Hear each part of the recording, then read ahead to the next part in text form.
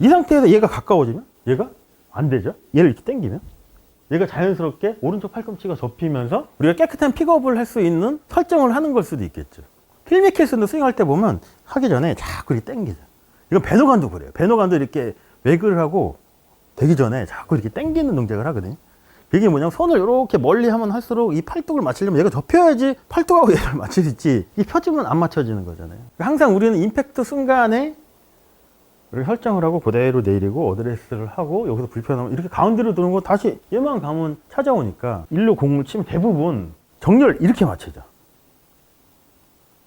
이렇게 맞추지 않나요? 얘 팔뚝하고 얘 같은 거야. 얘를 맞추고 왼손을 잡으면 자연스럽게 이게 되는 거잖아요, 이게. 근데 얘를 그냥 들어가서 막연하게 그냥 이래버리면 또 문제가 생길 수도 있겠죠. 깨끗한 픽업을 위한 기약을 우리가 생각을 한번 해봐야 되겠죠. 자, 깨끗한 픽업이라는 건 뭐냐면 볼을 클럽헤드가 이렇게 깨끗하게 이렇게 컨택을 한다는 얘기인 거거든요. 그래서 깨끗한 픽업을 하기 위해서는 이렇게 생각을 해야 되겠죠. 클럽헤드 아크가 지면에 닿기 전에 클럽페이스가 볼을 치는 위치에 있어야 된대요. 자, 그러면 임팩트 순간 클럽헤드는 지면에 닿아 있는 상태일까요? 떠 있는 상태일까요? 살짝 떠 있어야 돼요. 그리고 로프인트로 진행하는 과정 속에서 임팩트 이후에 로프인트로 가서 항상 볼보다 앞쪽에 디봇 자국이 나는 게 결국은 이거일 수도 있겠죠. 근데 여기서 생각해 보면 이렇게 지면의 아크에 닿기 전 클럽에서 볼이 있어야 되면 오른쪽이, 왼쪽은 길어져야 되지만 오른쪽 팔꿈치가 임팩트 순간에 안 펴지면 어떻게 보면 우리는 깨끗한 픽업을 하기도 훨씬 더 용이할 수도 있다는 거죠. 그래서 임팩트 순간 클럽 페이스가 스윗 스팟을 유지하기 위해서는 클럽헤드 아크 반경이 짧아져야 된대. 자, 그래서 스윙 아크의 반경이 짧아지려면 임팩트에서 오른 팔꿈치가 완전히 펴져 있으면 안 된다고 얘기를 했거든요. 근데 오른 팔뚝 플라잉 웨지 구조로 따지면 팔뚝하고 샤프트를 이렇게 맞춘 상태에서 내가 프레셔 포인트 3번의 압력을 유지하고 계속하면 얘는 이렇게 펴질 수가 없겠죠.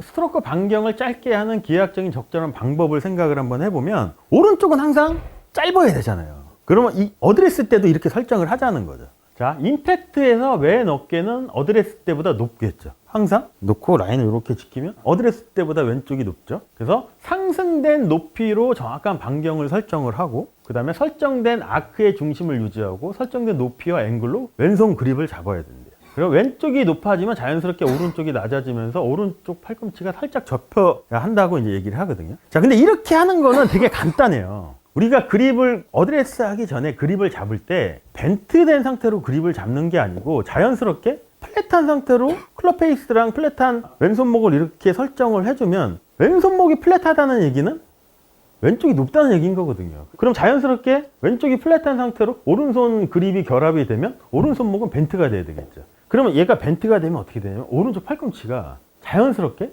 접힐 수밖에 없어요. 그래야지 이렇게 보면 오른 팔뚝 플라잉 웨지는 맞춰진 거잖아요. 그럼 이 상태 그대로 내려서 가자는 거죠. 그럼 배너관처럼 이렇게 되지 않을까요?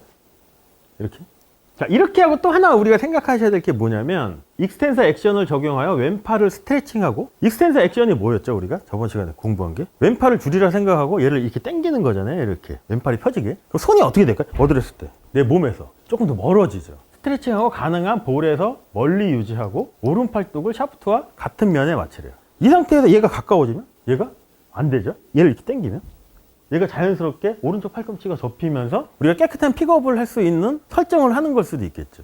필미캐스도 스윙할 때 보면 하기 전에 자꾸 이렇게 당기죠.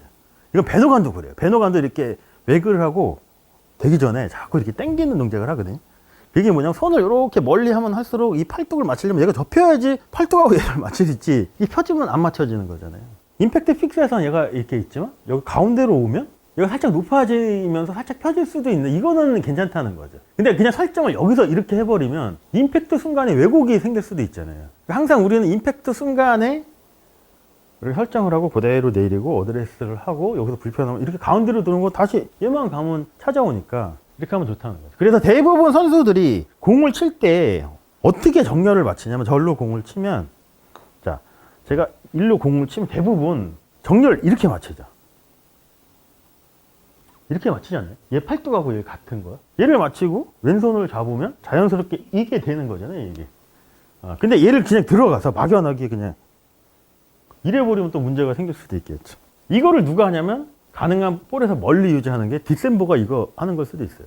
그래서 대부분 드라이버 스윙할 때 선수들 그립 끝이 어디에 유지를 하냐면 어드레스를 이렇게 하고 그대로 얘를 내리면 이 그립 끝이 거의 발끝에 있거든요. 그 상태에서 이렇게 맞춰야지 이 팔뚝을 얘를 맞추기 편하죠. 근데 이 손이 가까워지면 어떻게 될까요? 얘를 맞출 수 있을까요? 안 돼요. 그 왜곡이 생길 수도 있죠. 그 뒷셈버는 얘를 더 극단적으로 더 뻗죠.